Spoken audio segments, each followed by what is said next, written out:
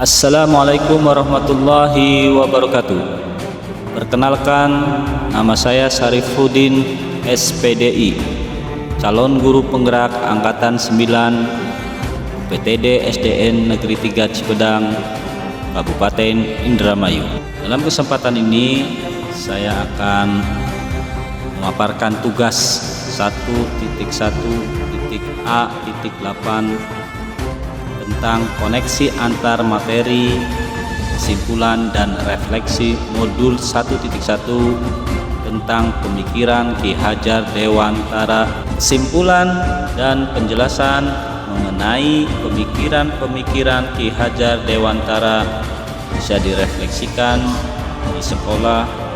Pendidikan adalah tempat persemaian benih-benih kebudayaan dalam masyarakat. Ki Hajar Dewantara memiliki keyakinan bahwa untuk menciptakan manusia Indonesia yang beradab, maka pendidikan menjadi salah satu kunci utama untuk mencapainya. Pendidikan dapat menjadi ruang berlatih dan bertumbuhnya nilai-nilai kemanusiaan yang dapat diteruskan atau diwariskan. Maksud pengajaran dan pendidikan yang berguna untuk peri kehidupan bersama ialah memerdekakan manusia sebagai bagian dari persatuan atau rakyat. Manusia merdeka adalah manusia yang hidupnya lahir ataupun batin tidak tergantung pada orang lain, akan tetapi bersandar atas kekuatan sendiri. Pendidikan menciptakan ruang bagi murid untuk bertumbuh secara utuh agar mampu memuliakan dirinya dan orang lain, atau merdeka batin, dan menjadi mandiri atau merdeka lahir. Kekuatan diri atau kodrat yang dimiliki menuntun murid menjadi cakap mengatur hidupnya dengan tanpa terperintah oleh orang lain. Pendidikan dan pengajaran tidaklah sama. Pertama, pengajaran adalah bagian dari pendidikan. Kedua, pengajaran adalah proses pendidikan dalam memberi ilmu untuk kecakapan hidup anak secara lahir dan batin.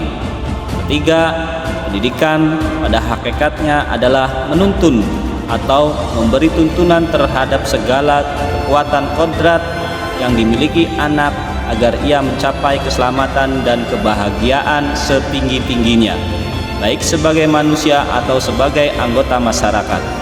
Keempat, pendidikan menciptakan ruang bagi murid untuk tumbuh secara utuh agar mampu memuliakan dirinya dan orang lain serta menjadi mandiri.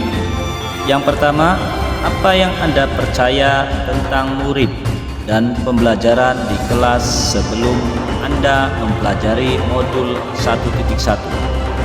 Sebelum mempelajari modul 1.1, pembelajaran yang saya lakukan adalah pertama, melihat dari aspek spiritual dan kognitifnya saja.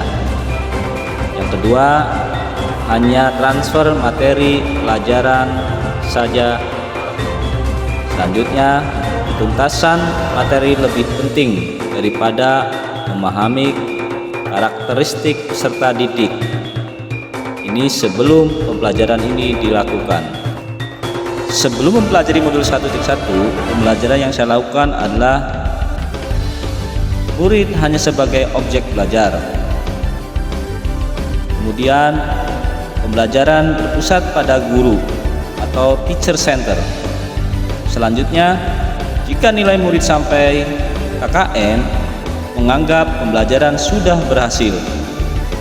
Itulah pembelajaran sebelum saya mempelajari modul 1.1 dalam calon guru penggerak ini.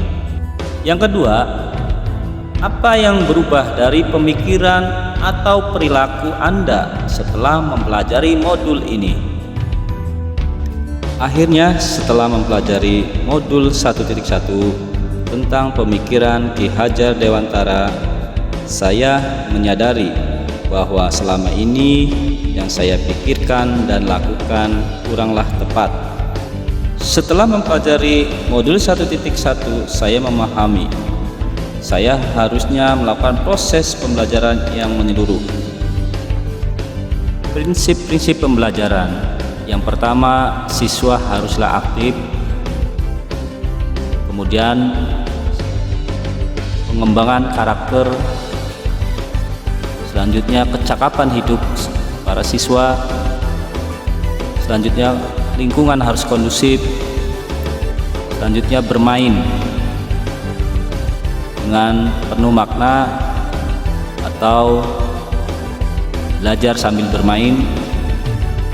Selanjutnya sesuai perkembangan siswa peserta didik. Selanjutnya sesuai dengan kebutuhan dari tingkat fase 1, fase 2, dan fase selanjutnya. Yang terakhir adalah anak sebagai pusat studi atau pembelajaran. Setelah mempelajari modul 1.1, saya memahami sebagai peran guru seharusnya saya melakukan proses pembelajaran secara menyeluruh. Murid sebagai subjek pembelajaran, karena murid harus diberi kebebasan berekspresi. Murid harus bisa mengemukakan pendapat. Selanjutnya, murid harus bisa berkreasi sesuai dengan kemampuan dan bakat minatnya. Setelah mempelajari modul 1.1, saya memahami sebagai guru seharusnya saya melakukan proses pembelajaran secara menyeluruh. Selanjutnya, murid sebagai subjek pembelajaran.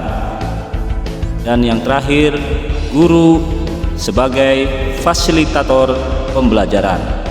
Tiga ini harus satu menyatu supaya proses pembelajaran di abad 2021 ini bisa terlaksana dengan baik.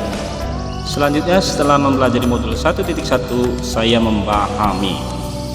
Yang pertama, guru harus ikhlas, penuh kesabaran dengan segala ketulusan hati selama mendidik dan mengajar para siswanya. Yang kedua, guru harus mempelajari karakteristik setiap muridnya satu persatu sesuai bakat dan minatnya. Yang ketiga, berikan kesempatan murid untuk tumbuh sesuai dengan kodratnya. Dengan ketiga ini, maka proses pendidikan akan terwujud dengan baik sesuai dengan cita-cita luhur bangsa Indonesia. Apa yang dapat segera Anda terapkan lebih baik agar kelas Anda mencerminkan pemikiran Ki Hajar Dewantara?